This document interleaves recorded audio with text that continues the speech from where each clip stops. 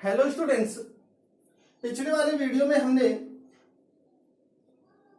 कोलोइडी जो विलयन है उसके अनुप्रयोगों के बारे में डिस्कस किया था कि कोलोइडी विलयन का क्या क्या महत्व है और उनके अनुप्रयोग क्या है। उसके बाद में हमने पाइस के बारे में डिस्कस किया। तो पाइस क्या है कि ऐसा कोलोइडी विलयन जिसमें प्रेक्षिप्त प्रावस्था एवं परिक्षेपण माध्यम दोनों ही द्रव अवस्था में पाए जाते हैं, वो क्या कहलाता है? पाइस कहलाता है। पाइस है उसको दो भागों में विभाजित किया जाता है, जिनमें एक होता है तेलीय पाइस और दूसरा होता है जलीय पाइस। उसके बाद में हमने पाइस के पहचान की विधि, पाइस के गुण और पाइस के अनुप्रयोग या पाइस का क्या महत्व है उसके बारे में डिस्कस कर लिया था। आज हम स्टार्ट कर रहे हैं कोलोइडी विलयन का रक्षण।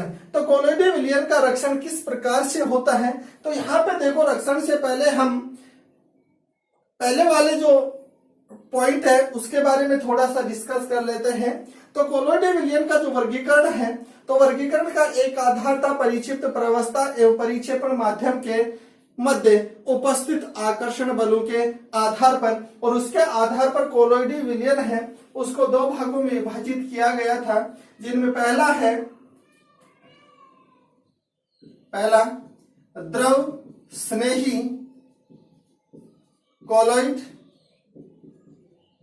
और दूसरा है द्रव विरोधी कोलोइड। द्रव स्नेही कोलोइड और द्रव विरोधी कोलोइड ये क्या है? तो इनमें क्या होता है? परिक्षिप्त प्रावस्था और परिक्षेपण माध्यम के मध्य आकर्षण बल उपस्थित होता है या आकर्षण बल पाया जाता है, जबकि इनके मध्य आकर्षण बल अनुपस्थित होता है। तो यहाँ पे देखो क्या है कि द्रव स्नेही अगर कोलोइडी विलयन के रक्षण है उनको यदि अपन परिभाषित करें तो किस प्रकार से करेंगे कि द्रव स्नेही कोलोइड की उपस्थिति में द्रव विरोधी कोलोइड का विद्युत अपघट्यों द्वारा रक्षण ये कहलाता है कोलोइडी विलयन का रक्षण। अब यहाँ पे देखो कि जो द्रव स्नेही कोलोइड है द्रव विरोधी कोलोइड का किस प्रकार से रक्षण करता है। तो यहाँ पे देखते हैं कि द्रव स्नेही जो कोलोइड है ये द्रव विरोधी कोलोइड की तुलना में अधिक स्थायी होता है, और स्थायी होने के कारण यह द्रव विरोधी कोलोइड का क्या करता है? रक्षण करता है। किस प्रकार से करता है? तो जब द्रव स्नेही कोलोइड को द्रव विरोधी कोलोइड में मिलाया जाता है तो द्रव स्नेही जो कोलोइड के जो कण हैं, ये कण इस द्रव विरोधी कोलोइड के चारों ओर क्या बना लेते हैं? एक परत का निर्माण कर लेते हैं। और जब ये परत का निर्माण करते हैं तो इनके परत के निर्माण करने के फलस्वरूप विद्युत अपघट्य है ये इसको स्कंधित नहीं कर पाता है, और जब इसको स्कंधित नहीं कर पाता है तो इस द्रव स्नेही कोलोइड की उपस्थिति में द्रव विरोधी कोलोइड का क्या हो जाता है? रक्षण हो जाता है, अर्थात ये विद्युत अपघट्य द्वारा स्कंदित होने से बच जाता है। तो ये तो हो गया कि द्रव स्नेही कोलोइड के द्वारा द्रव विरोधी कोलोइड का किस प्रकार से रक्षण होता है।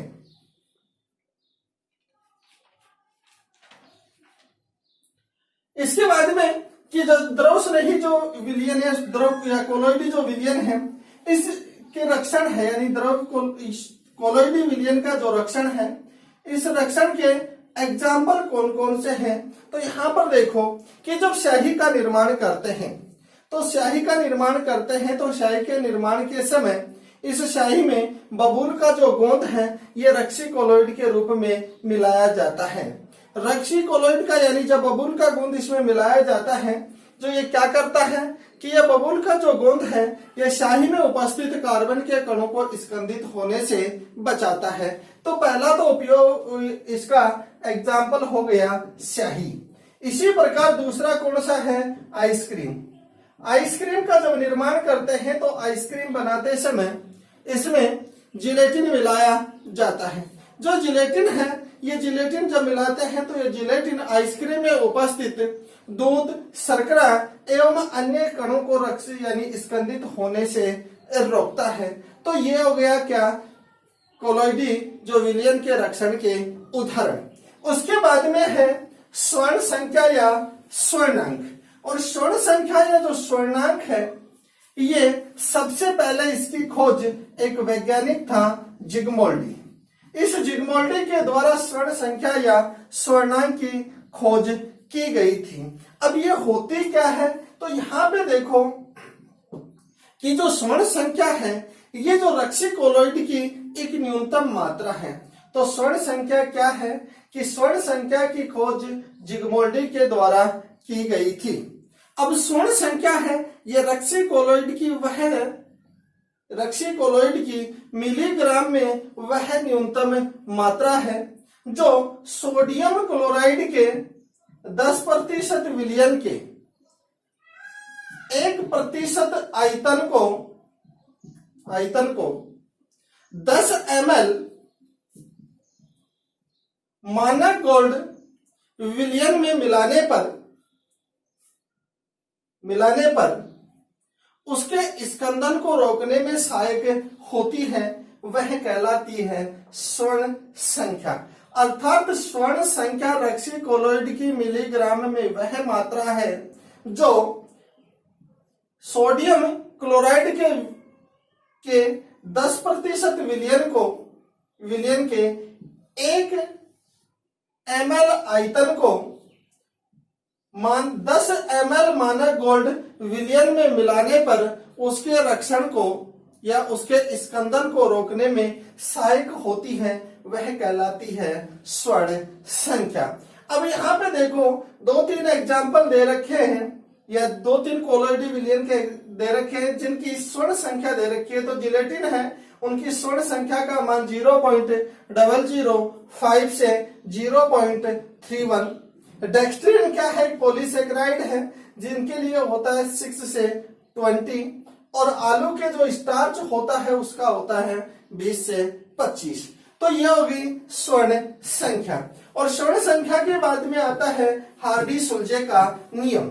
और हार्डी-सुल्जे का नियम क्या है, तो यहाँ पे देखो हार्डी-सुल्जे का जो नियम है ये एग्जाम की दृष्टि से इंपॉर्टेंट माना जाता है, अर्थात ये कई बार एग्जाम में पूछा गया है। तो हार्डी-सुल्जे का जो नियम है ये किसी स्कंदक आयन की अवक्षेपण क्षमता के बारे में बताता है।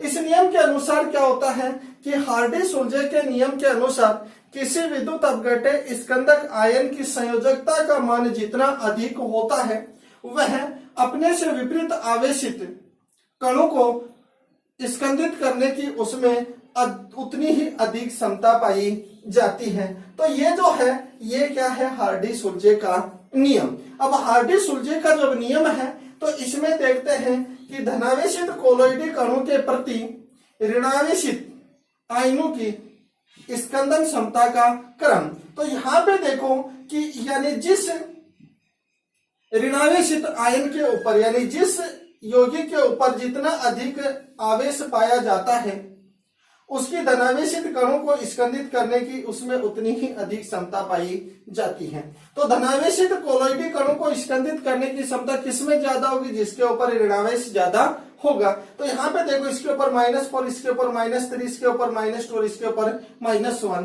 तो इसकी धनावेशित कणों को स्कंदित करने की क्षमता इसमें सबसे अधिक पाई जाती है। इसी प्रकार यदि देखें कि ऋणावेशित कोलॉइडी कणों के प्रति धनायनों की स्कंदन क्षमता का क्रम, तो जिस धनायन के ऊपर यानी जिसके ऊपर धनावेश की मात्रा सबसे ज्यादा होगी उसकी ऋणावेशित कोलॉइडी कणों को स्कंदित करने की क्षमता उतनी ही अधिक पाई जाती है। तो ये तो हो गया कि हार्डी-सुल्जे का नियम क्या है, स्वर्णांक क्या होता है और कोलॉइडी जो कण है या कोलॉइडी जो विलयन है उसका रक्षण किस प्रकार से किया जाता है। उसके बाद में है स्कंदन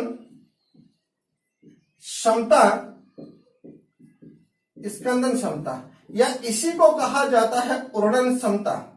अब ये स्कंदन क्षमता या उर्णन क्षमता क्या है और ये किस प्रकार से ज्ञात की जाती है। तो स्कंदन जो क्षमता है इसे उर्णन क्षमता भी कहा जाता है। अब ये होता क्या है, तो किसी विद्युत अपघट्य की वह न्यूनतम मात्रा जिसकी सहायता से कोलॉइडी विलयन में उपस्थित कणों का स्कंदन होता है वह कहलाती है स्कंदन क्षमता या उर्णन क्षमता।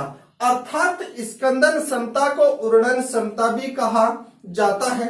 और यह होता क्या है कि किसी विद्युत अपघट्य की वह न्यूनतम मात्रा जिसकी सहायता से कोलोइडल विलयन में उपस्थित कणों का स्कंदन किया जाता है, ये कहलाती है स्कंदन क्षमता या उर्णन क्षमता।